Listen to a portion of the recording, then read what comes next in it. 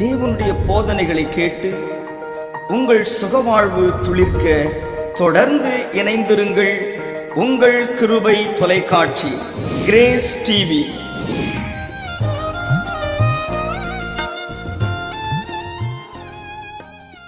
வெளிப்படுத்தின விசேஷம் 19வது அதிகாரம் 1வது வசனத்தை வாசியுங்கள். இவைகளுக்கு பின்பு பரலோகத்தில் திரளான ஜனக்கூட்டம் இடுகிற போதும். அந்த மைக் ஆன் பண்ணுங்க. Glory to God. எல்லா வேதத்தை எடுத்துட்டீங்களா? இப்ப வாசிமா. இவைகளுக்கு பின்பு பரலோகத்தில் திரளான மெதுவா. இவைகளுக்கு பின்பு பரலோகத்தில் போதும். எங்கு? எல்லாம் சொல்லுங்க. எங்கு? எங்கு அல்ல. எங்கு? எங்கு? ஒரு மனிதனுக்கு, ஒரு தேவ மனிதனுக்கு, ஒரு போதகருக்கு, ஒரு சுவிசேஷகனுக்கு, ஒரு உதவிக்காரருக்கு, என்ன சொல்ல போனால் ஒரு விசுவாசிக்கு கூட ஆண்டவர் ஒரு வெளிப்பாடு தருகிறார் என்றால் பரலோகத்தை குறித்து தான் தர வேண்டும். பம்பாய்க்கு போறதுக்கும், அமெரிக்காவுக்கு போறதுக்கும், ஆப்பிரிக்காவுக்கு போறதுக்கும் எல்லாம் கொடுக்க மாட்டார். கொடுத்தால் பரலோகத்தை குறித்து கொடுப்பார். ஏனென்றால் நம்முடைய குடியிருப்பு இங்கேயே அல்ல, நம்முடைய குடியிருப்பு அங்கு. அதனால்தான் அவர் சொல்லி இருக்கிறார், நான் போய், எங்கு போய்? அங்கு போய் உங்களுக்காக ஒரு வாசஸ்தலத்தை ஆயத்தம் பண்ணின பின்பு, ஆயத்தமாகி கொண்டிருக்கிறது. ஆயத்தமான பின்பு நான் மறுபடியும் வருவேன். கரங்களில் தலையில சொல்லுங்க. கலிலேயராகிய மனுஷரே, ஏன் வானத்தை அண்ணாந்து பார்த்து கொண்டிருக்கிறீர்கள்? உங்களை விட்டு அம்போடு போயிட்டுனே பார்த்துக்கிட்டு இருக்கீங்களா? இல்லை, உங்களுக்கு முன்பதாக போனவர் ஒரு நாள் மீண்டும் வருவார். கரங்களில் தலையில சொல்லுங்க. இதுதான் நம்முடைய நம்பிக்கை, இதுதான் நம்முடைய விசுவாசம். எனக்கு புத்தி தெரிந்த நாளில் இருந்து 1970வது வருடத்திலே ஓரளவுக்கு எனக்கு கொஞ்சம் புத்தி தெரிந்தது. அந்த நாளிலிருந்து மூத்த ஊழியர்கள், நிறைய தாத்தா போதகர்கள், வயதானவர்கள் இயேசு வர்றார், இயேசு வர்றாரு சொல்லிட்டே இருக்கிறாங்க. இன்னும் அவர் வந்தபாடு இல்லை. உடனே நம்மால் சொல்லுவான், தாமதிக்கிறார் என்று சிலர் எண்ணுகிறது போல. அவர் வரலன்னு உடனே நீங்க எல்லாம் முடிவு கட்டுறீங்க. அதெல்லாம் சொல்லுவாங்க, எல்லாம் வரான்னு சொல்லிட்டே இருப்பாங்க இவங்க. அவர் வரமாட்டார் என்று நினைக்காதீங்க. நிச்சயம் ஒரு நாள் வருவார், நிச்சயம் ஒரு நாள் வருவார். 15 வருடங்களுக்கு முன்பதாக மலேசியா தேசத்திலே சுபாங் விமான நிலையத்திலே நான் இருக்கிறேன். அப்பொழுது வெண்ணாடை அணிந்து போதகர்களை பார்க்கும் பொழுதே இவர்கள் தெய்வ மனிதர்கள் அல்லவா என்று அடையாளம் கண்டு கொள்கிற அளவுக்கு ஒரு திரள் கூட்டம் அந்த ஏர்போர்ட்ல உட்கார்ந்திருந்தார்கள். அப்பொழுது நான் அந்த பக்கத்திலே போகும் பொழுது என்னை அறிந்த சிலர், நீங்களும் அதுக்கு தான் வந்தீங்களா அப்படின்னு கேட்டாங்க. எதுக்கு தான்? எதுக்கு தான்? அதுக்கு தான் சொல்லுங்க. எதுக்கு தான்? அதுக்கு தான் அப்படின்னு நீங்க நினைக்கிறீங்க. ஆனா அவங்க என்ன கேட்டாங்க பாருங்க, அதுக்கு தான் வந்தீங்களான்னா நான் அவங்கள பார்த்து கேட்டேன், எதுக்கு தான் கேட்டேன். அவங்க சொன்னாங்க, பிரதர் ஆண்டவர் வர்றாருன்னு ஒரு தீர்க்க தரிசனம் வந்தது. அவர் கொரியாவில் வந்து இறங்குவார்னு சொன்னாங்க. நாங்கெல்லாம் கொரியாவுக்கு போயிட்டு அவர் வராததுனால ஏமாந்து போய் வந்திருக்கிறோம் அப்படின்னு சொன்னாங்க. அப்ப நான் மனசுக்குள்ளே நினைச்சுக்கிட்டேன், சுயநலவாதி பிடிச்ச கல்லூரி மாங்கங்களா, விசுவாசிகள் எல்லாம் விட்டுட்டு நீங்க மாத்திரம் வந்து அவரை பார்த்துடலான்னு வந்தீங்கன்னா, ஏன் கொரியாவில் வந்து இறங்குறவர் கொருக்குப்பேட்டையில தெரிய மாட்டாரா? கொரட்டூர்ல தெரிய மாட்டாரா? அப்படி இருந்தால் என்ன சுயநலம் பாருங்க. கண்டவன் சொன்னதையெல்லாம் கேட்டுக்கொண்டு இவ்வளோ பணம் செலவு பண்ணி அவர்கள் கொரியாவுக்கு போய் பரிதாபமாய் வந்து நிற்கிறார்கள். ஆண்டவர் அப்படியெல்லாம் சொல்லிட்டு எல்லாம் வரமாட்டார். பைபிள்ல தான் போட்டிருக்காங்க. அவர் எப்படி வருவாரு? திருடன் வருகிறதை போல போல. என்ன ஒரு மாதிரி பாக்குறீங்க? அதுதானே போட்டிருக்கு. உடனே உங்க மனசுல அந்த ஊழியக்காரர் இப்படி சொன்னாரு, அவன் ஒரு புழுங்க.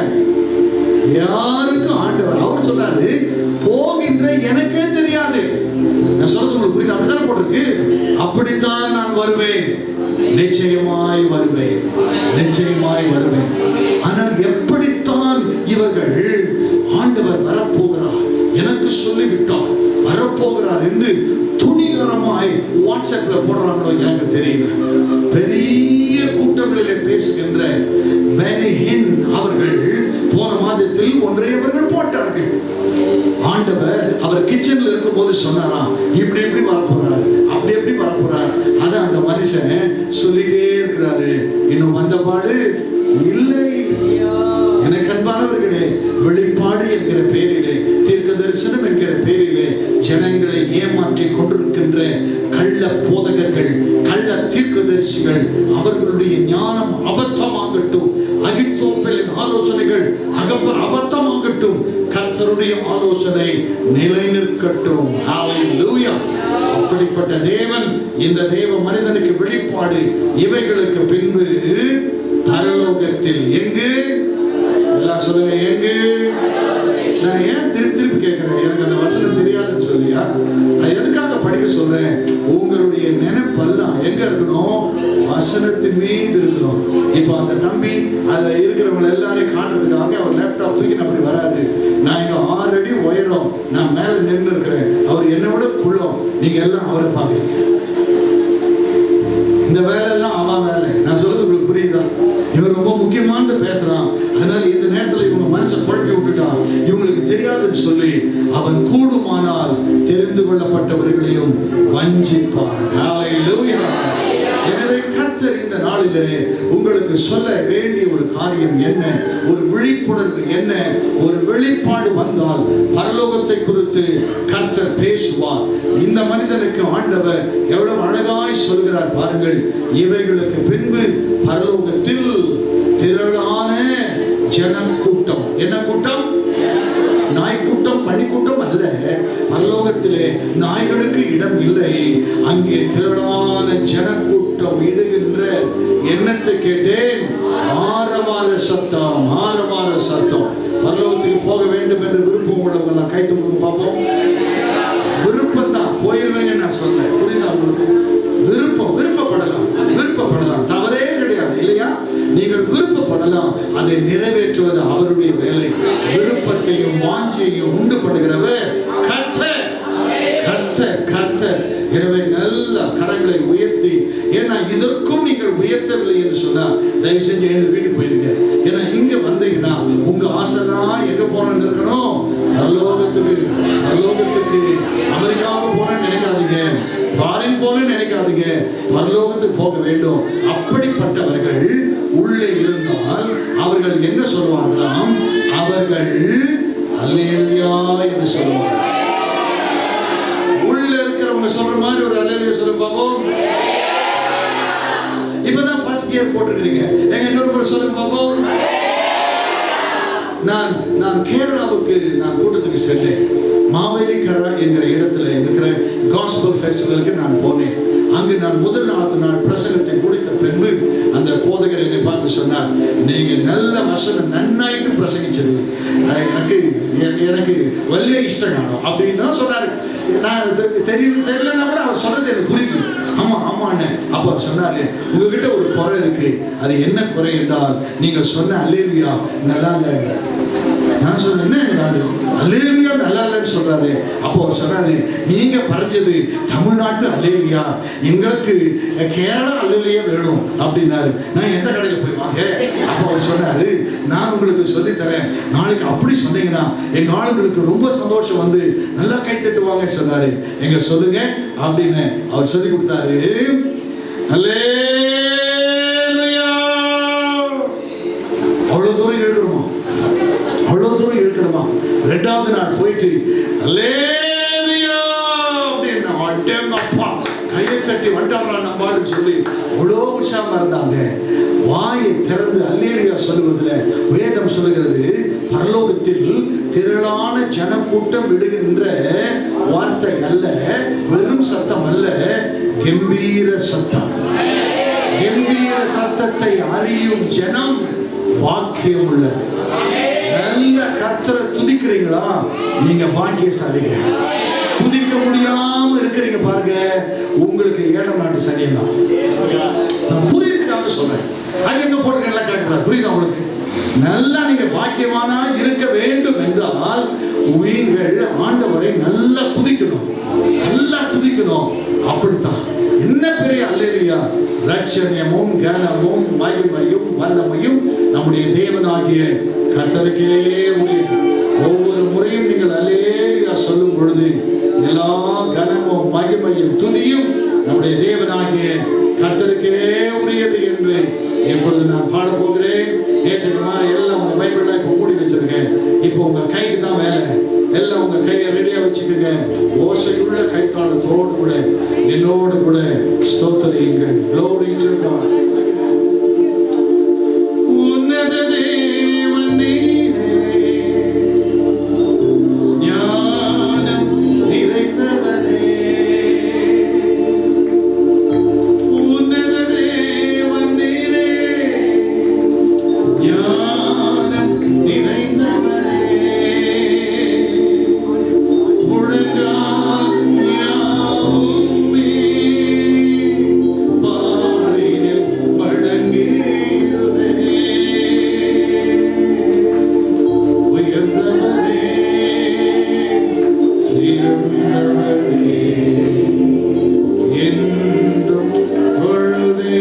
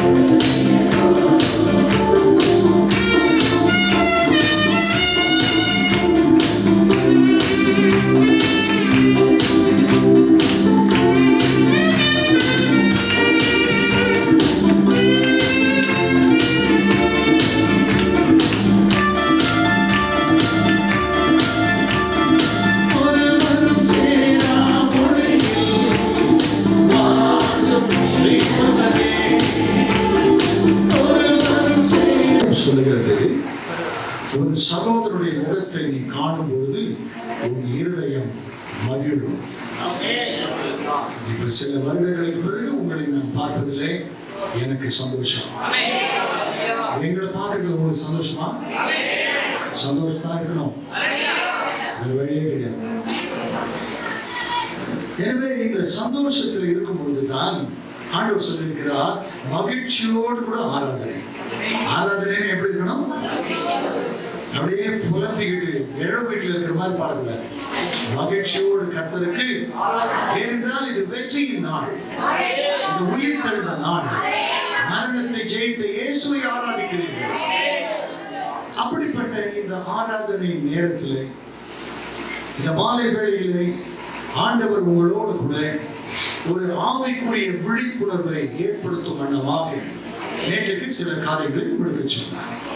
எனக்கும் அதே திருமுகோள் வசனத்தின் மூலமாக ஏசாயா தீர்க்கதரிசியின் புத்தகம் 48வது அதிகாரம் 17வது வசனத்தை நானே வாசிக்கிறேன், நீங்கள் கவனியுங்கள். இஸ்ரவேலின் பரிசுத்தராயிருக்கிற உன் மீட்பரான கர்த்தர் சொல்லுகிறதாவது. சொல்றவர் சாதாரணமானவர் அல்ல. இஸ்ரவேலிலே அவர் பரிசுத்தர், அவர் நம்முடைய மீட்பர், அவர்தான் கர்த்தர். அவர் சொல்லுகிறார். இவர் சொல்லுவதை, ஆவியானவர் சொல்லுவதை காதுள்ளவன்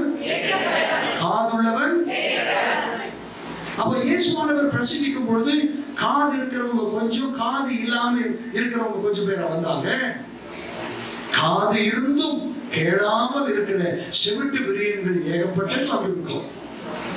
இப்பொழுது கர்த்தர் சொல்றார், நீ காதுன்னு ஒண்ணு இருந்தால் கர்த்தர் நீ கேட்கணும்னு சொல்றார்.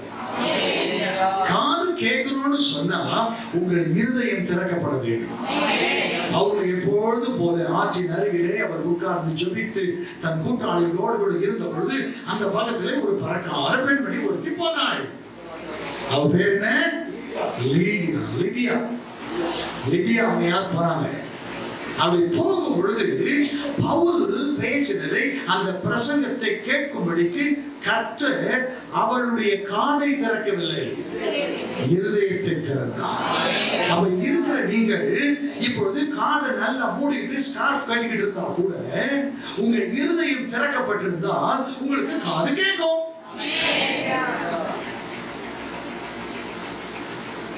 வீட்டுல கூட நீங்க ஏதாவது ஒன்று சொல்றீங்க, அதற்கு உரிய அந்த முக பாவனை இல்லை என்று சொன்னால் வீட்டுல நீங்க கேக்குறீங்க, ஏய் உங்களுக்கு காது கேக்குதா இல்லையா, நான் சொல்றது கேக்குதா, எங்க நான் என்ன சொல்றேன், இல்லம்மா ஏய் அரை மணி நேரமா சொல்லிக்கிட்டு இருக்கேன், இல்லம்மா நீ என்ன சொன்னு கேட்கல, ஏய் நீ என்னதான் கேட்டுக்கிட்டு இருக்கீங்க, உன் மூளை எங்க இருக்கு, உன் புத்தி எங்க இருக்கு கேக்குறீங்களா இல்லையா? இப்ப அது மாதிரி இப்ப நீங்க எல்லாம் என்னதான் பாத்துக்கிட்டு இருக்கீங்க, உங்களை நம்பி நானும் பேசிருக்கேன், நான் பேசுறேன். 34 வருடம் நான் சென்னை பல்கலைக்கழகத்தில் வேலை செய்தேன்.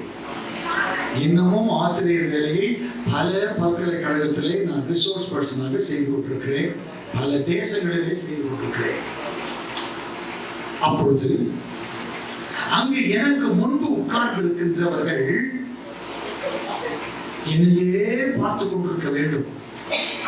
வேறு வழியே இல்லை. ஏன்னா அவங்க என்னை விட்டு அவர்களுடைய தலை வேற எங்கும் போகாத அளவுக்கு நான் பார்த்துக் கொள்வேன். அதற்கு பெயர் தான் டீச்சிங் மெத்தடாலஜி.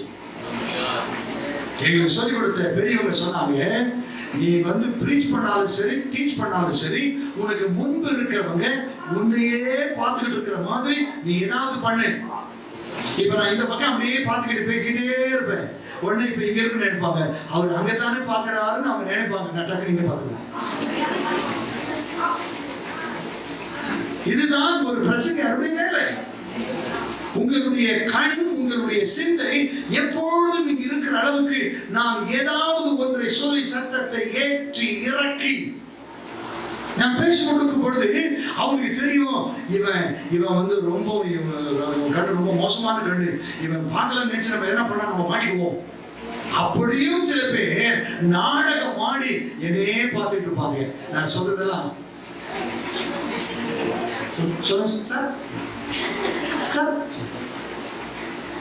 சார், ஆனா எனக்கு தான் தெரியும் அவன் உண்மையா தலையாட்டுறானா, அவன் உண்மையா எழுதுறானா, ஏன்னா அவன் பேனா இப்படியே தான் இருக்கு. அங்க சொல்லுங்க சார், ஆனா நீ பேனாவே திறக்கலையே. அதை போல நீங்கள் இங்கு இருந்தால் இயேசுவானவரே பேசினாலும் நீங்கள் தேர மாட்டீர்கள். இயேசுவின் நாட்கள் முடிந்து விட்டது. இனிமேல் அந்த ஊழிய பொறுப்பை எங்களை போன்ற சிறிய மனிதர்களுக்கு ஆண்டவர் தந்திருக்கிறார். எனவே ஆண்டவர் பேசுகிறார் என்று சொல்லி நான் தேவையில்லாததை பேசினால் எனக்கு ஐயோ, இந்த போனா போன இந்த கள்ள தீர்க்கதரிசிங்க கர்த்தர் சொன்னார் அப்படின்னு துணிகரமாய் இவர்கள் புழுகி கொண்டிருக்கிறார்களே, இதனால் தேவனுடைய நாமம் தூஷிக்கப்படுகிறதே, இது இந்த மரமண்டைகளுக்கு ஏன் தெரியவில்லை? சோற்றுக்கே பஞ்சமடித்து போய் ஒரு வேளை சாப்பாட்டுக்கு கஷ்டப்பட்டு ஒரு Dress கூட இல்லாமல் சைக்கிளில் சுற்றி கொண்டிருந்த உங்களுக்கு இன்றைக்கு கார் என்ன, உங்களுக்கு விமானம் என்ன, வீடு என்ன, இவ்வளவையும் தந்தும் அந்த நன்றி உணர்வோடு கூட இயேசுவானவர் சொல்வதைத்தான் சொல்ல வேண்டும் என்கின்ற அறிவு இல்லாமல் பொய்யை சொல்லி ஜனங்களை ஏமாற்ற உனக்கு எங்கிருந்து வருகிறது இந்த தைரியம்?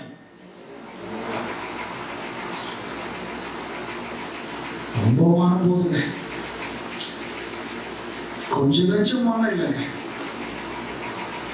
குடுகுடுப்பைக்காரன் கேட்டா என்னென்னமோ சொல்லிவிட்டாங்க. தங்க வருஷம்னா ஒரு டோப்பா தலைய அவன் சர்ச்சில் தங்கம் போட்டுதான் என்ன பட்டி என்ன பிரயோஜனம்? சோறு போட்டாதானடா உனக்கு கூட்டமே வருது. சோறு போட்டாங்க பல் தேய்ச்சி பஸ்ல ஏற்றிட்டு கூட்டு போயிடறான் ஆகிட்டீங்க மாதிரி. இந்த பட்டாபுராம்ல ஆராதிக்க முடியாத இந்த ஜந்துக்கள், நான் சொல்ல புரியுதா? இந்த பட்டாபுராம்ல ஆராதிக்க முடியாத ஜந்துக்கள் இங்க இருந்து புறப்பட்டு போயிட்டு அவங்க கொடுக்குற கெட்டு போன ஒரு பிரியாணி பாக்கெட் வாங்கி வர்றதுக்கு அங்க போய் நிக்கிறீங்களே, பரிதாபமாய் உங்களுக்கு வெட்கமா இல்லை? கோபாலபுரத்தில் உருப்படாத நீ கோயில்பட்டியில் போய் உருப்பட போகிறாய்? சொல்லுங்கள். ஜிப்பா போட்டு இவர் பிரசங்கத்தை கேட்டு ஆண்டவர் ஏற்றுக்கொள்ள முடியாது நீ அங்க இருக்கிற ஒருவன் போட்டுக் கொண்டிருக்கிற சூட்டும் கோட்டிலுமா மயங்க போகிறாய்? இங்கே இவர்கள் அழகாய் வாசித்து ஆராதிப்பதை விட்டுவிட்டு அங்கே ஆராதிக்கிறாங்க பாருங்க. ஒருத்தர் அங்க ஆராதிக்கிறான், எவனாவது மனுஷனாட்டு இருக்கானா? வண்டலூர் சூழலுக்கு புறட்டும் அந்த மாதிரி இருக்கும். ஒரு பயிர் வாசிக்கிற பாருங்க, அவன் தலை இங்க இருந்து ஜடை. அவங்க அப்பா அம்மா அவனை எப்படித்தான் வளர்த்தாங்களோ, இதுங்கெல்லாம் அவங்க அப்பா அம்மாவை பார்த்துட்டு தான் கூடத்துக்கு வருமோ இவர் தெரியல. ஐயோ, சிம்பான்சி குரங்கு கெடுச்சு, அதுக்கு மூஞ்சும் முகரையும் இதுல வர இவங்களை வாசிக்க விட்டுட்டு நம்ம ஃபாதர் சொல்லுவாரு, ஐயா ஐயா இவ்வளவு நேர்த்தியாய் வாசிக்கிற இவர்களை ஆசீர்வாதி நான் தண்ணி போட்ட முடியும். எல்லாம் தண்ணி பார்க்கீங்க, நம்மளுக்கு தெரியாது. அது எல்லாம் கூலிக்கு மாறடிக்கிறவங்க. நீங்க பாருங்களேன் அந்த மாதிரி கூட்டங்களை. அதுவும் என்ன போய் பாருங்க, மலைக்கு மேல போய் நின்றுக்கிட்டு தம்பி கீபோர்டை வச்சுக்கிட்டு கனெக்ஷனே இல்லாம ஒருத்த வாசிக்கிறான். காலையில அப்படி டிவி ஆன் பண்ணா ஒரு பொம்பளை அப்படியே இந்த குன்றத்தூர்ல இந்த கல் உடைக்கிறாங்க தம்பி, கல் உடைக்கிறாங்க அந்த இடத்துல ஒண்ணு அப்படியே தலை விரிச்சுட்டு ஓடுது. நீ என்ன பேய் அடி காலையில பேய் பாடுது ஊர்ந்து சாவு என்னங்க பாட்டு? வீட்டுல உட்காந்து பாடுறா, சர்ச்சில் உட்காந்து பாடுறான்னா காடு மலையில போய் உட்காந்துக்கிட்டு அப்படியே போட்டுட்டு அவர் யோசிக்கிறார், இவர் பெரிய வயமுத்துட்ட பாடுறது ஏன் பாட்ட வீட்டுல ஏன் பாட்ட காப்பி வச்சு வாயத்து பாட்டு இருக்கிற கொஞ்சமா ரோஷம் வேண்டாம் உனக்கு? இது என்னங்க, ஏன் பாட்டுக்கு நீ வாயஸ்துனா நீ என்ன டப்பிங் ஆர்டிஸ்டா? இதுல வேற இவங்க யூடியூப்ல போட்டுட்டு அவர் சொல்றாரு, இதுக்கு வந்து 1 மில்லியன் வியூஸா. இது ஒரு லூஸ், அது ஒரு லூஸ்.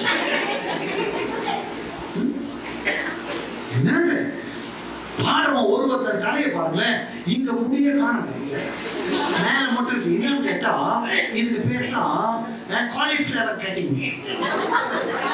மேல மட்டும் இருக்கும், இங்கதான் இருக்காது. இங்க ஒரு கோடு, இங்க ஒரு கோடு. அவன் ஒருத்தரை பார்த்தா அவன் ஆம்பளை பொம்பளைன்னு தெரியல. மைக்க வச்சுட்டு அப்படியே பேண்ட் டான்ஸ் ஆடுறா. என்னைக்கு பேண்ட் கண்டு உழப்போது வெக்கம் கேடுங்க. இன்னைக்கு ஒரு வீட்டில் இந்த வாழ்க்கை பிள்ளைங்க அந்த மாதிரி பாடித்தான் இவங்க எல்லாம் ஆவியில நிரப்புறாங்க. தயவு செய்து உங்க பிள்ளைங்க பாக்குற பாட்டை ஜாக்கிரதையா காட்டுங்க. கண்ட பாட்டெல்லாம் பாட விட்டீங்க, ஆண்டவர் பைபிள் ரொம்ப அழகா சொல்லியிருக்காரு, என் கிருபை உனக்கு கிருபை. அத பாருடா, கிருபை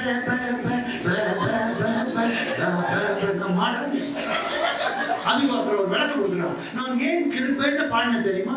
உனக்கு தொத்துவாய், நீ தான் எனக்கு பதில் சொல்ற. பைபிள் இருக்கிறத சொல்லணும், ஒரு எழுத்து ஒரு உறுப்பு கூட உன் இஷ்டத்துக்கு நீ பாடிட்டு இதுக்கு விளக்கம் இது நீ அது எப்படி நீ சொல்லலாம்? அது எப்படி நீ சொல்லலாம்? ஜாக்கிரதையா இருங்க. வேஷம் தரித்தவர்கள், ஓநாய்கள், பிரிட்டு போடுகிறவர்கள், அவர்கள் ஆடுகளை போல வந்து கொண்டிருக்கிறாங்க. சொல்றதை கேட்கும் போது உங்களுக்கு அப்படியே இனிக்கும், அப்படியே இனிக்குங்க. வசனம் இல்லாத எவன் பேசினாலும், நான் சொல்றது புரியுதா? அவர் எவ்வளவு பெரிய ஆளாவனா இருக்கட்டும், எவ்வளவு பெரிய ஆளானா இருக்கட்டும், தப்பு பண்ணா தப்பு தான், நானா சரி நீங்களா இருந்தாலும் சரி. நம்ம கர்த்தர் எவ்வளவு நேர்த்தியா நம்மகிட்ட பேசுறாரு பாருங்க. உங்களோடு கூட பேசுகிறவர் கர்த்தர். I'm not going to speak today. Who am I to talk with you? நான் உங்களோடு கூட பேசுவதற்கு நான் ஒன்றும் பெரிய மனிதன் அல்ல, உங்கள் போதகரை விட பெரிய ஆள் அல்ல. இன்றைக்கு கர்த்தர் எனக்கு உதவி செய்தார். நான் உட்கார்ந்து வாசித்த பொழுது இதை சொல்லுன்னு சொல்றாரு. நான் இப்ப பேசிக்கொண்டு இருக்கும் போது அடுத்த பாயிண்ட் போகாத, இதோட நிறுத்து, இதையே பேசிட்டு முடிச்சுடுவாரு. நான் முடிச்சிடுவேன். அப்ப அவர் என்ன சொல்றாரு? நேற்றுக்கு உங்களுக்கு பிரயோஜனமானதை நான் பேசுவேன், உங்களுக்கு, எனக்கு இல்ல. இன்னைக்கு பேசுறவங்க எல்லாம் என்ன பேசுறாங்க? அவங்களுக்கு பிரயோஜனத்துக்காக. நீங்கள் இந்த ஊழியர்களுக்கு நீங்கள் கொடுத்தால் உங்களுக்கு நாங்கள் ஸ்கூட்டி கொடுப்போம். நான் கொடுப்போம். எங்களுக்கு வாங்கி தெரியாதா? உங்களுக்கு லேப்டாப் கொடுப்போம். எங்களுக்கு தெரியாதா? இதை கொடுப்பதற்கு நீயா? ஆண்டவர் தான் சொல்லி இருக்கிறார், கேளுங்கள் அவர் கொடுப்பாரு. நீ என்ன கொடுக்குறது? என்னென்னமோ சொல்லி உங்கள் மதியை மயக்கி கொண்டிருக்கும் பொழுது அவர்களுடைய லாபத்துக்காக, அதனால தானே ரைடு வந்து கோடி கோடியா தூக்கி போயிடலாம். எங்க வீட்டுக்கு வந்தா, உங்க வீட்டுக்கு வந்தா சொல்லுங்கள். தேவனாகிய கர்த்தர் இன்றைக்கு உங்கள் பிரயோஜனத்திற்காக, I cannot speak for my profit, for my benefit, for my advantage. I cannot speak and I should not speak. உங்களுடைய பிரயோஜனத்திற்காக கர்த்தர் இப்பொழுது உங்களோடு கூட பேச வேண்டும். உங்கள் லாபத்துக்காக கர்த்தர் பேச வேண்டும். அதை அவர் உங்களுக்கு போதிப்பார், போதனை செய்வார். அப்படிப்பட்ட போதனையிலே அவர் சொல்லுகின்ற முதலாவது பிரயோஜனம் என்ன?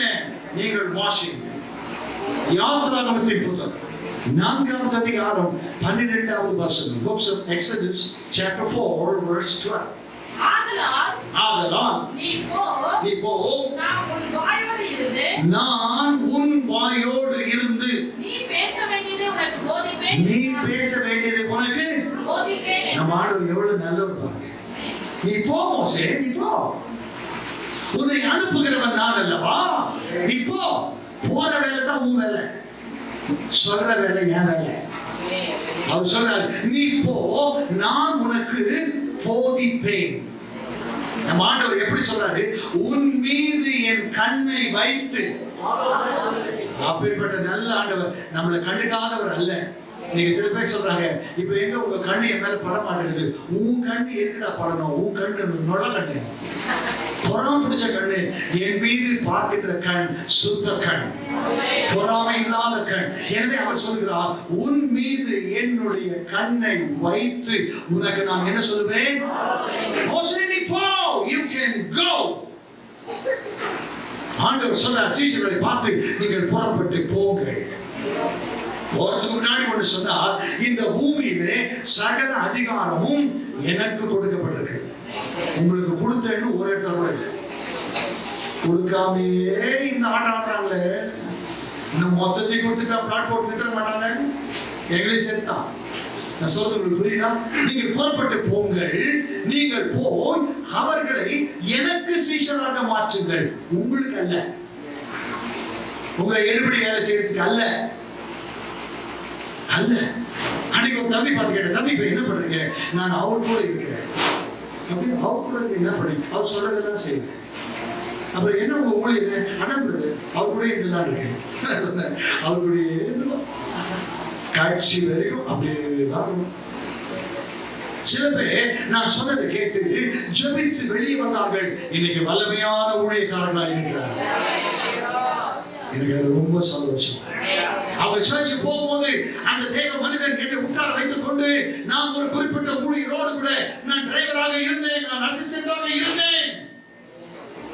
ஒரு நாள் இவர் வந்தா, அவரை அனுப்பிவிட்டு வா என்று அந்த மனிதன் என்னை அனுப்பின பொழுது கார் பக்கத்தில் வந்த உடனே அவர் சொன்னார், தம்பி வேண்டாம், நல்ல ஜெபம் பண்ணி உங்களுக்கு கர்த்தர் கொடுக்கிற ஊழியத்தை நீங்க ஸ்டார்ட் பண்ணுங்க, கர்த்தர் உங்களை பயன்படுத்துவார் என்று இவர் சொன்னார்.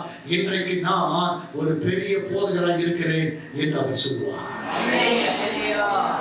உங்களுக்கு போதனை கொடுக்கிற வேலை அவருடையது, எங்களுடையது அல்ல. மோசே நீ போ, நான் எப்படி இருப்பேன்? உன் வாயோடு இருப்பேன். எப்படி இருப்பேன்? உன் வாயோடு நான் இருப்பேன்னா, நீ வாயை திறந்தாலே நான் தான் பேசணும். நீ சும்மா அப்படி வாயை ஆண் திறந்தா போதும், நான் பேசுவேன். நீயா பேசலாம்னு ட்ரை பண்ணக்கூடாது. நீயா ட்ரை பண்ணக்கூடவே கூடாது. இங்கே ஆண்டவர் சொல்லுகின்றார், நீ பேச வேண்டியதை உனக்கு போதிப்பேன். Teach thee what thou shalt speak. நீ என்ன பேசணுமோ அதை உனக்கு நான் போதிப்பேன். ஒரு 5 வருடங்களுக்கு முன்பு கல்லூரியிலே நடைபெறுகின்ற முக்கியமான தேர்வு, ஏதோ ஒரு வேலைக்கான ஒரு என்ட்ரன்ஸ் எக்ஸாம் என்று வைத்துக் கொள்கிறேன். எங்கள் கல்லூரியிலே சென்டர். அப்பொழுது நான் தான் அங்கு சீஃப் சூப்பரிண்டெண்டன்ட். நான் எப்படி எழுதுறாங்க, என்ன நல்லா காப்பி அடிக்கிறாங்களா, எதனா நடக்குதா அப்படின்னு உலாவிட்டு அப்படியே வருவேன். நான் அப்படி உலாவிக் கொண்டே வரும்போது, இப்ப பாருங்க ஃபேன் ஓடிட்டே இருக்கா. இப்ப ஃபேன் மட்டும் எல்லாம் ஆஃப் ஆயிடுச்சு வச்சுங்களேன், நான் சொல்றேன் அது கூட கேட்கும். ஃபேன் ஆஃப் பண்ணிட்டா இப்பவே கேட்குது இல்லையா? அந்த மாதிரி நான் சுற்றி கொண்டு வரும்பொழுது பவர் கட் ஆகிவிட்டது. பவர் கட் ஆகிவிட்டு நான் அப்படி உலாவிக் கொண்டிருக்கிறேன். ஒரு சத்தம்,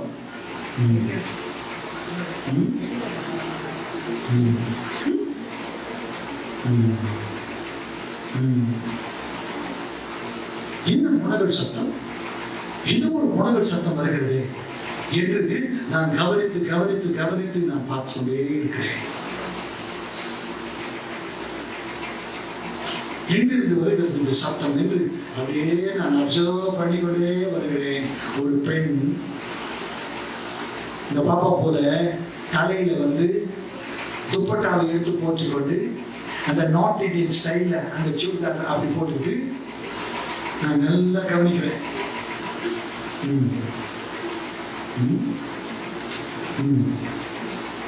என்ன பார்த்தேன், எங்க கல்லூரியில இப்படி எல்லாம் தூரத்துல இருந்து பார்க்கறதுக்கு எங்களுக்கு சில வீடியோ கேமரா கொடுத்துருக்காங்க.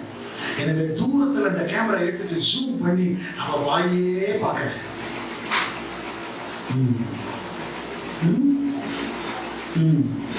அடிக்கடி காதல் கை வைக்கிறான். ஏதோ இருக்குதுன்னு சொல்லிட்டு நேரா ஒரு லேடி ஸ்டாஃப்கிட்ட சொன்னேன், நீங்க நேரா போயிட்டு அந்த பாப்பா கட்டிருக்கிற அந்த துப்பட்டாவை எடுத்துங்க, நான் எடுத்தா வம்பாயிடுவோம். நான் என்ன ஆபீஸர் இருந்தாலும் அவ வேற மாதிரி என்ன சொல்லிவிட்டாளா அப்படி சொன்ன. நான் போய் எடுத்தா காதுல இருந்து ப்ளூடூத் புழுவுது.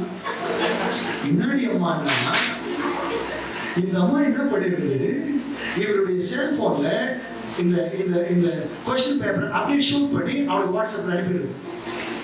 அவன் அங்க இருந்து இவனுக்கு சீக்கிரம் எல்லாம் அப்ஜெக்டிவ் டைப் தானே. So number 1 B அப்படிங்குவோம். உடனே நம்ம பீட்டிங் பண்ணுவாங்க. இதுதான் அந்த நான் சொல்றது உங்களுக்கு புரியுதா? அப்போ இவனுக்கு காது இருந்தா கூட இவன் எழுத மாட்டான். எங்கேயோ ஒருத்தன் உணவுறான் பாருங்க, அவன் சொல்றது தான் இவன். இந்த வேலை தானே எங்களுக்கு வாங்கியிருக்கு. நாங்க நல்லா வாயாடுவோம். நல்ல வாய் இருக்கு. ஆனா எங்களுக்கு கர்த்தர் சொல்லுவது என்றால், மகத்துவமாக எழுதின வேத வசனத்தை உன் கையிலே நான் தந்திருக்கிறேன், உன் வாயோடு கூட நான் இருப்பேன். எனவே நான் எழுதியிருக்கிற இந்த உபதேசத்தை அவர்கள் கடைகொள்ளும்படிக்கு, அவர்கள் கீழ்ப்படியும்படிக்கு இவைகளை குறித்து அவர்களிடத்திலே கருத்தாய் பேசுங்கள். அதான் பவுல் சொல்றார், நான் விசுவாசித்தேன் ஆகையால் பேசுகிறேன். நான் விசுவாசித்திருக்கிறவர் இன்னார் என்று அறிவேன். விசுவாசியே, நீங்கள் விசுவாசிக்கிறது தேவனுடைய வார்த்தை. நீங்கள் கர்த்தரை விசுவாசிக்கிறீர்கள். எனவே உங்கள் வாயில இருந்து வார்த்தைகள் மாறக்கூடாது, உங்கள் வார்த்தைகள் பிறழக்கூடாது, உங்கள் வாயிலே பொய் இருக்கக்கூடாது, சமயத்துக்கு ஏற்றபடி மாற்றி பேசக்கூடாது. கர்த்தர் சொல்லுவதை, அவர் சொல்லுவதை உண்டு ஆம் அப்படின்னு சொல்லணும், இல்லை என்பதை இல்லை என்று சொல்ல வேண்டும். எனவே உங்களுக்கு போதனை கொடுக்கிறவர் அப்படித்தான் ஊழியர்களுக்கு சொல்லுகிறார், நீ புறப்பட்டு போ, உன் வாயோடு கூட இருந்து நான் பேசுவேன். அப்படித்தான் உங்க பாஸ்டரும் வேத வசனத்தை உங்களுக்கு சொல்லணும். சப்போஸ் அவர் சொல்லும் பொழுது அதில் உங்களுக்கு ஏதாவது வேற்றுமை, கருத்து வேறுபாடு இருந்தால், பாஸ்டர் அன்னைக்கு இப்படி ஒரு சொன்னீங்களே, அதுக்கு வேதத்துல ஆதாரம் இருக்கா அப்படின்னு வந்து அவரை கேளுங்க. கேட்கணும். அவர் பதில் சொல்லுவார். ஆண்டவர் இந்த வேதத்திலே உலகம் முழுவதும் நடைபெறுகின்ற அத்தனை காரியத்தையும் அவர் எழுதி வைத்திருக்கிறார். இதை மிஞ்சி ஒரு பயனுக்கும் அறிவே வராது. ஏன்னா இதுதான் ஞானம். ஞானத்தினுடைய பிறப்பிடம், உருவாகும் இடம் இதுதான். அப்படிப்பட்ட தேவன் உங்களோடு கூட பேச ஒரு ஊழியக்காரர் மூலமாக உங்களுக்கு போதனை கொடுத்து கொண்டிருக்கிறார். அடுத்ததாக நீங்கள் வாசியுங்கள் சங்கீதங்களின் புத்தகம் 143வது அதிகாரம் 10வது வசனத்திலே, உமக்கு பிரியமானதை செய்ய எனக்கு போதித்தருளும். இப்படி இருக்கணும் ஜெபம். ஆண்டவரே எனக்கு போதனை கொடுங்க, ஆனா எப்படி போதனை கொடுங்க, உங்களுக்கு பிரியமா இருக்கிறத நான் செய்வேன். Lord, teach me, you know, what are all the things which will please you. உங்களை எப்படி திருப்திப்படுத்தும் ஆண்டவரே அப்படிங்கிறத குறித்து எனக்கு நீங்க போதனை தாங்க ஆண்டவரே. சும்மா சொல்லுங்க நல்ல, அந்த போதனை எங்களுக்கு வேண்டும். அப்படி போதிக்கிறவர் தான் இந்த தேவன் உங்களுடைய லாபத்துக்கு என்று. அப்படி பண்ணுகிற பிரசங்கம் தான் உங்களுக்கு லாபத்தை கொடுக்கும். எந்த ஆதாரம் இல்லாமல் ஒருவன் பேசினால் அந்த வசனம், அந்த பிரசங்கம் உங்களுக்கு நஷ்டத்தை கொடுக்கும். ஜாக்கிரதையாக. எந்த பிரசங்கியார் லாப பிரசங்கியார், எந்த பிரசங்கியார் லஞ்ச பிரசங்கியார், எந்த பிரசங்கியார் நஷ்ட பிரசங்கியார் கண்டுபிடிச்சுக்கணும்.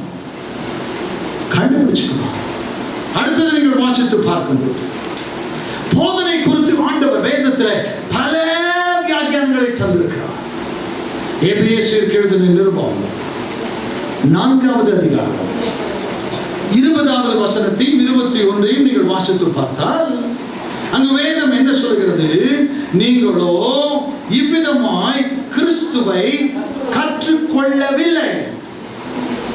நம்ம கிட்ட ஒரு குற்றச்சாட்டு நம்ம மேல, நம்ம எல்லாருக்குமே, நீங்கள் இவ்விதமாய் நீங்கள் இயேசுவை கற்றுக்கொள்ளவில்லை. இயேசுவை கற்றுக்கொள்வதற்கென்று ஒரு முறை அவர் சொல்லிக் கொடுப்பார். அதன்படி நீங்கள் கற்றுக்கொள்ள வேண்டும். ஷார்ட்கட் ரூட்ல எல்லாம் போக கூடாது. இன்னைக்கு நம்ம எல்லாருக்குமே குறுக்கு வழி. எல்லாம் பாருங்க, என்ன வழி? குறுக்கு வழி. நம்ம நாட்டில் ரொம்ப பழக்காது இல்லைங்க, அது இப்போ முடியாதுங்க. சொல்றாரு, நான் வேணா உங்களை கவனிச்சுட்டுமா? எப்படி கவனிச்சுட்டுமா? முடியாதுன்றா, கவனிச்சுட்டா முடியுமா? யோசிங்க. அப்போ உங்ககிட்ட முடியாதுன்னு சொல்றவனும் கெட்டவன், நான் உன்னை கவனிக்கிறேன்னு சொல்றவனும் கெட்டவன். அதுல என்ன லாபம் இருக்கிறது?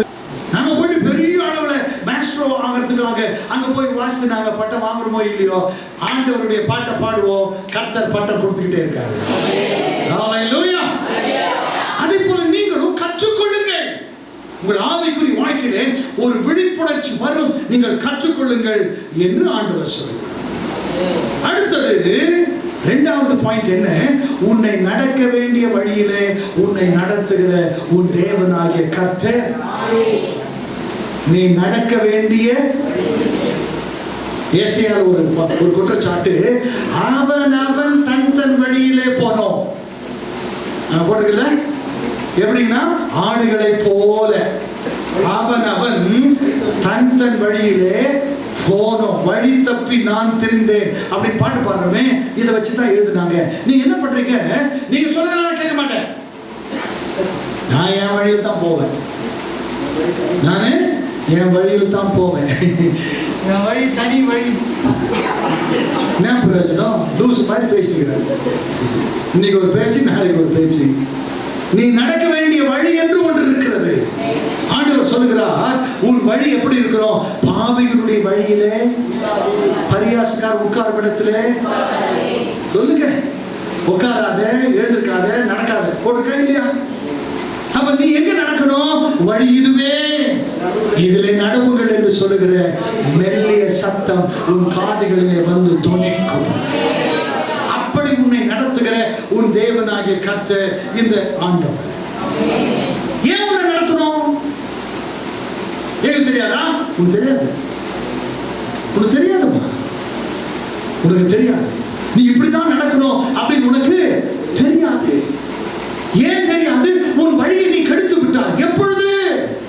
நிறைய பேர் சொன்னாங்க காலம் ரொம்ப கெட்டு போச்சு. பெரியவங்க சொல்றாங்க காலம் ரொம்ப கெட்டு போச்சு. எப்போ எப்போ எப்போ? வாசிங்கள் ஆதியாகமத்தின் புத்தகம் 6வது அதிகாரம் 12வது வசனம். ஆதியாகமத்தின் புத்தகம் 6வது அதிகாரம் 12வது வசனம். பார்த்தார். பாத்தீங்களா? தேவன் பூமியை சொல்லுங்க, தேவன் பூமியை எதை பார்த்தார்? எதை பார்த்தார்? பூமியை பார்த்தார். பூமியை பார்த்தார். பூமியை பார்த்தார். அந்த பூமி, வானத்தின் பூமியும் சிருஷ்டித்த கர்த்தர் வானத்தில் இருந்து பூமியை பார்த்தார். அந்த பூமி எப்படி இருந்தது? சீர்கெட்டதா இருந்தது. அந்த சீர்கெட்டு போன நிலைமைக்கு காரணம் யார்? இப்ப வாசிங்க. மனிதன் மாம்சமான யாவரும் அந்த பூமியிலே தங்கள் வழியை சொல்லுங்க, தங்கள் வழியை வேற யாரும் வந்து கெடுக்கல, அவங்களே அவங்க வழியை கெடுத்துக் கொண்டார்கள். அப்படி என்றால் கெடுக்கப்பட்ட உன் வாழ்க்கையிலே நீ சொந்தமாய் போய் கொண்டிருக்கிற உன் வழியிலே உன்னை கரம் பிடித்து நடத்த உனக்கு ஒரு நல்ல மேய்ப்பன் தேவை. நல்ல மேய்ப்பன் உனக்கு. கடந்த முறை நான் அமெரிக்க தேசத்திலே என் நண்பர்களோடு கூட ஹாலிவுட்ல நான் சுற்றி பார்த்து கொண்டிருக்கிறேன். கையில் வீடியோ கேமராவை எடுத்துக்கொண்டு எல்லா இடங்களிலும் சுற்றி பார்த்து விட்டு ரொம்ப சந்தோஷமாய் அப்படி திரும்பி பார்க்கிறேன். என் கூட வந்த யாரையும் காணோம். இந்த எக்ஸிபிஷன்ல குழந்தை தொலைஞ்சிச்சுன்னா எப்படி இருக்கும் தெரியுமா உங்களுக்கு? பார்த்துருக்கீங்களா? அதை விட மோசமா இருந்தாங்க. நான் அதை விட மோசம். எங்க போனாலும் யாருன்னு எங்க இருக்கிறாங்க என்னன்னே தெரியல. ஒரு அரை மணி நேரம் எனக்கு அப்படியே வேர்த்து விறுவிறுத்து போயிட்டு இங்கிருந்து எப்படி தான் வெளியே போறோமோ தெரியலையே, என்ன ஆகும் தெரியல. அரை மணி நேரம் ஒண்ணுமே புரியலங்க. கடைசியில் நான் என்ன பண்ணேன், அங்கே வந்து செக்யூரிட்டிக்காக நம்ம ஊரில் போலீஸ் பூத்தெல்லாம் இருக்கு இல்லையா, அந்த மாதிரி ஒரு counter, how can I help you அப்படி போட்டு ஒரு டெஸ்க் மாதிரி வச்சுருப்பாங்க. இந்த மாதிரி சில பிரகஸ்பதிகள், காணாமல் போன பிரகஸ்பதிகள், தொலைத்து விட்ட பிரகஸ்பதிகள் இங்கே வருவார்கள். அவங்களுக்கு தெரியும் போல இருக்கு. நான் என்ன சொன்னேன், I am so and so from India. Okay, how can I help you? You know, I lost my way. You? I lost my way. Where to go? And this is my ID card. You know, I've come in a group and I didn't know how to approach them. Okay. Here is a man from India. Announcement. Here is a man from India. He says, you know, he's Dr. Sam. ஒருவேளை என் குரூப்ல இல்லாத என்ன தெரிஞ்ச சில விசுவாசங்க என்ன வந்துதான் வச்சுக்க சாப்பிடாது காணாம போயிட்டாங்க. சொல்லுங்க, சொல்லுவானா சொல்ல மாட்டாரா? So if you know this man, please come to this station and he's waiting here with the tears and all. No, அழுறேன்டாங்க. He's waiting here with tears. Please come. அப்படி சொல்லி sit down. எனக்கு அப்படியே வேர்த்து போச்சு பாருங்க. உடனே எனக்கு ஒரு ஜூஸ் எல்லாம் கொடுத்து எனக்கு குழந்தைக்கு சாக்லேட் கொடுத்துருவேன். டோன்ட் வெரி ஒரு குண்டு அது இதே பேர் சொல்லுது. டோன்ட் வெரி நான் எப்படி அழுதேன். அதாவது வழி மாறி போயிட்டு தெரியலன்னு சொன்னா நம்ம மூஞ்சி அப்படி இருக்கும் போல இருக்கு. அதுக்கப்புறம் என் ஃப்ரெண்ட் வந்துட்டு, பிரதர் என்ன பிரதர் எனக்கு மானமே போச்சு பிரதர், நான் காணாம போறதுக்கு என்னை கூட்டிட்டு வந்த மானம் அந்த மாதிரி நீங்க காணாம போயிட்டீங்கன்னா நம்மை தேடி வந்தவருக்கு அவமானம். காணாம போகாதீங்க, காணாம போகாதீங்க. உங்களுக்கு வழின்னு ஆண்டவர் சொல்லி இருக்கிறாரு. இதுல நடவுங்கள், உங்கள் வழியை கெடுத்துக்காதீங்க. ஆண்டவர் உங்களை எவ்வளவு பத்திரமா நடத்துவார்ன்றதுக்கு வேதத்திலே ஒரு ஆதாரம் இருக்கிறது. யாத்ராமத்தின் புத்தகம் 13வது அதிகாரம் 21 முதல்ல வாசிங்க. 21 இரவும் பகலும் வழி நடக்க கூடும்படிக்கு வழி நடத்த பகல்ல மேகஸ்தம்பம், இரவில் அவர்களுக்கு வெளிச்சம் காட்ட அக்னி ஸ்தம்பத்திலும். நம்ம ஆண்டவர் பாருங்க நமக்கு முன் செல்லுகிறார். நமக்கு அந்த பாட்டு எழுதியிருக்கிறாங்க இயேசுராஜா. ஆமா, அந்த பாட்டு எழுதுற பாஸ்டர் வின்சென்ட் சேகர் இறந்துட்டாங்க. நம்முடைய ஆண்டவர் உனக்கு முன் செல்லுகிறார். நம்மை மேய்க்கின்ற ஆண்டவர் நமக்கு முன் செல்லுகிறார். உங்களுக்கு தெரியுமா, நம்முடைய நல்ல மேய்ப்பன் அவர் முன் செல்லுவார். யோவான் எழுதின சுவிசேஷம் 10வது அதிகாரம் 4வது வசனத்தை வாசித்து பாருங்கள். அவர் ஆடுகளை வெளியே விட்ட பின்பு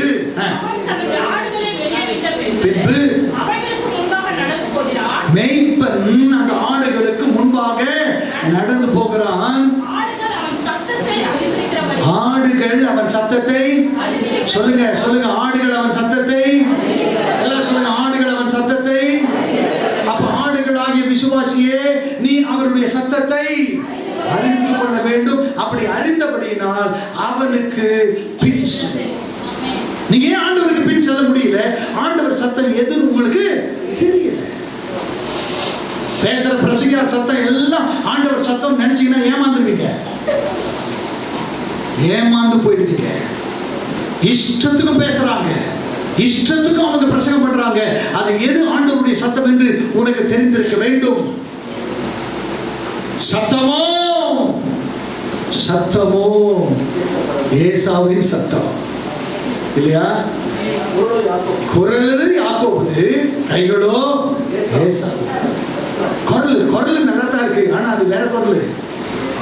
ஞாயிற்றுக்கிழமை உன் குரல் வேறு, திங்கட்கிழமை உன் குரல் வேறு. ஞாயிற்றுக்கிழமை உன் நடைமுறை பாவனை வேறு, திங்கட்கிழமை வேறு, திங்கட்கிழமை வேறு. இப்ப இங்கிருந்து நான் பேசி கொண்டிருக்கிறேன். இப்போ உங்க சர்ச் முன்னாடி என் கார் நிறுத்திருக்கிறேன். நாளைக்கு நீங்க என்ன ஒரு இடத்துல பாக்குறீங்க, என் கார் பார்த்துட்டு என் கார்ல வந்து ஸ்பிரிச்சுவல் ராக் அப்படின்னு போட்டிருக்கோம். என் கார் நம்பர் கொஞ்சம் ஃபேன்சியா இருக்கும், 0808. இன்னொரு கார் 0102. அப்போ இதை நீங்க பார்த்துட்டு இது பிரதருடைய கார் அப்படின்னு உங்களுக்கு தெரியும். நேற்றுக்கு நான் வாக்கிங் முடிந்து ஹெவி வெஹிக்கிள் ஃபேக்டரி ரோட்ல வந்து கொண்டிருக்கும் போது ஒரு கார் வேகமாய் வந்து நிறுத்தினது, ஒரு பெரிய கார். அதிலிருந்து ஒருவர் இறங்கி வந்து சொன்னார், பிரதர் 10 வருஷத்துக்கு முன்னாடி நான் பார்த்தேன். அப்படியே பிரதர், எங்க பார்த்தீங்க? நான் கெமிஸ்ட்ல கூட பார்த்தேன். இப்போ உங்க கார் பார்த்தோன்னே என் பையன் சொன்னான், இது அங்கிள் கார், போய் அவரை பார்த்துட்டு வாங்க அப்படின்னா. 10 வருஷத்துக்கு முன்னாடி என் கார்ல இருந்த அந்த வாசகத்தை பார்த்த அந்த சின்ன பையன் இப்பொழுது அப்பா கிட்ட சொல்றான், இது அங்கிள் கார், போய் பாருங்கன்னு சொல்லும்போது நீங்களும் என் காரை பார்த்துட்டு நாளைக்கு பட்டாபுரம்ல ஒரு ஒயின் ஷாப்புக்கு முன்னாடி என் கார் நிற்கிறது. உடனே நீங்க அல்லேலூயா, சம்பத் அங்கிள் குடிகாரர்களுக்கு பிரசங்கம் பண்ண உள்ளே சென்று இருக்கிறார் அப்படி நினைப்பீங்க. உடனே வந்து பாஸ்டர் விஷயம் தெரியுமா, அதோட விட மாட்டீங்க. பாஸ்டர் தெரியுமா உங்களுக்கு, நீங்க கூப்பிட்டீங்களா ஒரு பிரசங்கியார், அவரை நாங்க ஒயின் ஷாப்புக்கு முன்னாடி பார்த்தோம். ஒருவேளை அவருக்கு என்ன அப்படிலாம் இருந்திருக்காது. அவர் ஒருவேளை காரை டிரைவர்கிட்ட கொடுத்து எங்கன்னா அனுப்பியிருப்பார், அவன் எங்கன்னா போயிருப்பான் அப்படின்னு அவர் சொன்னோம். ஆனா சில மொழிக்காரங்க அப்படியா இருங்க பிரதர், எங்க இருக்கிறீங்க? நான் வீட்டில் இருக்கிறேன். இல்லையே, நீங்க ஒயின் ஷாப்புக்குள்ள இருந்தீங்களாமே. நான் உள்ள வந்தேன். நான் சொல்றது உங்களுக்கு புரியுதா? இன்றைக்கு இங்க இருக்கிறேன்னா நாளைக்கு வேறு விதமாக இருந்தால் நீங்கள் என்னை சந்தேகப்படுவீர்கள்.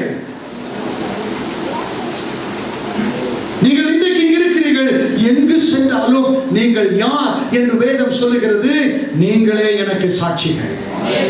நான் இந்த பூமியிலே இருக்கிறேன் என்பதற்கு நீங்கள் தான் எனக்கு சாட்சிகள் அப்படின்னு ஆண்டவர் சொல்றார். ஏசாயா தீர்க்கதரிசியின் புத்தகம் 43வது அதிகாரம் என்று நினைக்கிறேன். எடுங்க, ஏசாயா தீர்க்கதரிசியின் புத்தகம் 43வது அதிகாரம்.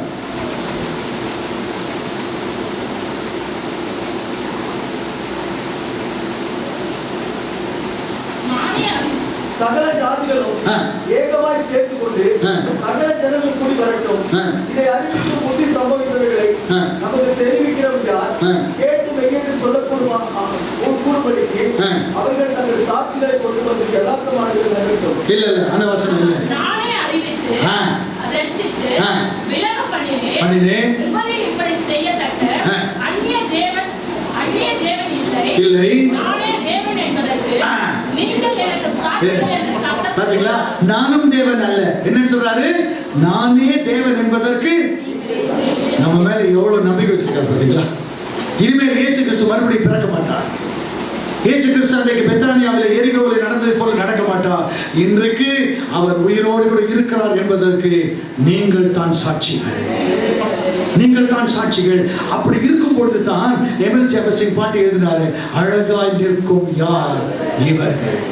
இவர்கள் தான் நம்மை பார்த்து ஆண்டவர் சொல்ல வேண்டும், உண்மையும் உத்தமும் உள்ள ஊழியக்காரனே, உன் எஜமானுடைய சந்தோஷத்துக்குள் பிரவேசி. அப்படிப்பட்ட தேவன் உங்களை எப்படி நடத்தினார்? அதே யாத்திராகமம் 13வது அதிகாரம் 17வது வசனத்தை நீங்கள் வாசித்து பார்த்தால், பார்வோன் ஜனங்களை போகவிட்ட பின் ஜனங்கள் யுத்தத்தை கண்டால் மனமடிந்து எகிப்துக்கு திரும்புவார்கள் என்று சொல்லி பெலிஸ்தீரின் தேச வழியாய் போவது சமீபமானாலும் தேவன் அந்த வழியாய் நடத்தாமல் சிமந்த சமுத்திரத்தின் வனாந்திர வழியிலே ஜனங்களை சுற்றி போக பண்ணினார். கொஞ்சம் லேட்டானா கூட பரவாயில்ல, யுத்தத்தை பார்த்தா என் பிள்ளைங்க பயந்துருவாங்க. அதனால இந்த வழியா போகாம சிமந்த சமுத்திர வழியாக வனாந்திர வழியாக கொஞ்சம் லேட்டானா கூட பரவாயில்லன்னு நம்மளை சுத்தி பத்திரமா கூட்டிட்டு போறாரு. புரிந்து கொள்ளுங்கள், நீங்கள் எதிர்பார்க்கிற அற்புதம் ஒருவேளை கொஞ்சம் காலதாமதமாகலாம். ஏன் ஆண்டவர் உடனே செய்யல? ஏன் இப்படி லேட் பண்றாரு? அதுல ஒரு சித்தம் இருக்கும். கொஞ்சம் லேட் ஆனாலும் ஆண்டவர் உங்களுக்கு பாதுகாப்பான முறையில ஒரு அற்புதத்தை செய்வார், நிச்சயமாய் செய்வார். எனவே லேட் ஆகுதுன்னு நினைக்காதீங்க. வேதம் சொல்லுகிறது, ஏற்ற காலத்தில் அவர் உன்னை சொல்லுங்க, ஏற்ற காலத்தில் அவர் உன்னை. இந்த மாதிரி வசனம் எல்லாம் நான் சொன்ன உடனே பாதி வசனத்தை நீங்க சொல்லணும். ஏற்ற காலத்தில் உன்னை உயர்த்தும்படிக்கு அவருடைய பலத்த கைக்குள் எப்படி இருக்கணும்? அடங்கணும். அடங்காம இருக்கப்படாது. எப்படி இருக்கணும்? அடங்கு. Submit yourself. Total submissiveness, implicit obedience. அடங்கி இருங்க, அடங்கி இருங்க ஆண்டவரே, அடங்கி இருங்க ஆண்டவரே. இன்னும் தேவை, இன்னும் தேவை, இன்னும் தேவை. அப்படியே சொல்லிட்டே இருக்க. இன்னும் தேவை, இன்னும் தேவை, இன்னும் தேவை, இன்னும் நெருங்குவேன், இன்னமும் நெருங்குவேன். அன்னைக்கு மோசே சொல்லுகிறான், தூரத்திலிருந்தே பார்க்கிறேன் முட்செடி எரிகிறது, ஆனால் அது வெந்து போகவில்லை. இவன் சொல்லுகிறான், நான் கிட்டே போய் பார்ப்பேன். தூரத்திலிருந்தே தெரிகிறது, ஆனால் நான் என்ன பண்ணுவேன்? கிட்ட போய் பார்ப்பேன். கிட்ட வாங்க, இன்னும் கிட்ட வாங்க, இன்னும் கிட்ட வாங்க, நெருங்கி வாங்க. ஞாயிற்றுக்கிழமை மாத்திரம் வராதிங்க, பைபிள் ஸ்டடிக்கும் வாங்க. தினந்தோறும் ஒரு வசனத்தை படிச்சுட்டு புத்தகம் கொடுத்துட்டு போயிடாதீங்க. ஒரு அதிகாரம் வாசிங்க, வாசனம் மாற்றம் போகாதீங்க. 2 வசனத்தை மனப்பாடம் பண்ணுங்க. மனப்பாடம் பண்ணா மட்டும் போதாது, ஜெபத்துல அந்த வசனத்தை சொல்லுங்க. உங்க அப்பா அம்மா கிட்ட சொல்லுங்க, உங்க மனைவி கிட்ட சொல்லுங்க, உங்க புருஷன்கிட்ட சொல்லுங்க. 2 பேரும் கர்த்தருக்கு பயந்த பிள்ளைகள், ஒருவரோடு கூட ஒருவர் பேசுங்க, பேசுங்க, பேசுங்க. பிள்ளைங்க கூட பேசுங்க. கணவன் மனைவி 2 பேரும் பேசுங்க, பேசுங்க. குடும்பத்துக்குள்ள நுழைச்சிட்ட பிறகு நீங்க பாத்தீங்கன்னா மாயான அமைதியா இருக்கும் வீடு. பேசுறதே கிடையாது. சில பேர் சொல்லுவாங்க, எங்க வீடு பின் டிராப் சைலன்ஸா இருக்கும். வீடாயாது, வீடாது. வீட்டுல வந்து நீங்க பேசணும், அதை கர்த்தர் கவனித்து. அப்போ உங்களை கேட்கணும்னா நீங்க என்ன பண்ணணும்? பேசணும். பேசுங்க, வீட்டில் நல்லா தாராளமா பேசுங்க. ஆண்டவர் வசனத்தை சொல்லி சொல்லி பேசுங்க. அப்படி பேச பேச பேச கர்த்தர் கவனிக்க, அந்த போதனை உங்களுக்குள்ளே இறங்க, உங்களுடைய வாழ்க்கையில பிரயோஜனம் மிகுதியாக, லாபம் துவங்க, நீங்கள் ஆசீர்வாதமாய் இருப்பீர்கள். தவமுனையா வாங்க, தவமுனையா. பிதாவே, நம் மனமகிழ்ச்சியானதுக்காக நன்றி விளையத்தை துதிக்கிறோம். எங்களை தாழ்த்தோடு அர்ப்பணிக்கிறோம். இந்த நாளிலே கர்த்தாவே, தேவதாச சொன்ன பிரசங்கித்த வசனமாய் பிரயோஜனமாக நீங்கள் போதித்து நடக்க வேண்டிய கற்றுத்தார் சொன்ன கர்த்தாவே, நீங்கள் நடக்க வேண்டிய கற்றுத்தார் அந்த அநேக விதமான ஆண்டவருடைய வார்த்தைகளால் தேவ வார்த்தைகள் பேசி இம்மட்டுமாய் கர்த்தாவே ஆண்டவருடைய ஆழமான ஒரு செய்தியை கொடுத்து நன்றித்தாவே. நாளிலே கர்த்தா வந்திருக்கிற ஒவ்வொரு கர்த்தாவே இருதயத்தில் கர்த்தா விருத்த சேனவர்களாய் கர்த்தாவே எனக்கு கற்றுத்தாரமான கேட்கத்தக்கதாய் தெளிவுபடுத்துமானவரே. அம்மான தேவன் தவிர சகலத்தையும் மதியத்தால் நேர்த்தி செய்கிற கர்த்தர் நாளிலே கர்த்தாவே நேர்த்தியான ஒரு செய்தியை கொடுக்கும்படியாய், நேர்த்தியான செய்தியை பேசும்படியாய் ஆண்டவரை காதுகள் கேட்கட்டும்னு சொன்ன கர்த்தாவே. ராத்திராக்கு சொன்ன மோசையை பார்த்து வாயை உண்டாக்கினவர் யார்? ஆமான தேவன் தாம் எல்லாவற்றையும் ஆண்டவரே மோசை கற்று தந்தையுமா என் தேவன் தாம் நாங்கள் கற்றுக்கொள்கிறதா நாளிலே கர்த்தாவே இந்த திருச்சபை ஆசீர்வாதம், போதகரை ஆசீர்வாதம், ஒவ்வொரு போதகரை ஆசீர்வாதம், கேட்கிற மக்களை ஆசீர்வாதம், விசுவாசிகளை ஆசீர்வாதம், வந்திருக்கிற போதகரை ஆசீர்வாதம், நடத்துகிற ஊழியக்காரர் ஆசீர்வாதம் கர்த்தாவே. தேவன் தாம் செய்தி கொடுத்து தேவதாசன் கொடுத்து ஆசீர்வாதம் கர்த்தாவே. அன்றைய யாவர் கர்த்தாவே இதனால் ஒரு பெருத்த மனமகிழ்ச்சியோடு கர்த்தாவே கர்த்தர் எனக்காக யாவை செய்து முடிப்பார். நம்மளுடைய முசலாமத்தை ஸ்தோத்திரம், ஆத்மாவே கர்த்தரை ஸ்தோத்திரம். கர்த்தர் செய்த சர்வவல்லவர். ஆமென். கர்த்தராகிய இயேசுவின் கிருபையும் பிதாவாகிய தேவனுடைய அன்பும் பரிசுத்த ஆவியானவருடைய அருளும் ஐக்கியமும் நாம் அனைவரோடும் என்றும் என்றும் ஆண்டவராகிய இயேசு கிறிஸ்து வருகை மட்டும் இருப்பதாக. ஆமென். அல்லேலூயா, அல்லேலூயா, அல்லேலூயா. தேவனுடைய போதனைகளை கேட்டு உங்கள் சுகவாழ்வு துளிர்க்க தொடர்ந்து இணைந்திருங்கள். உங்கள் கிருபை தொலைக்காட்சி, கிரேஸ் டிவி.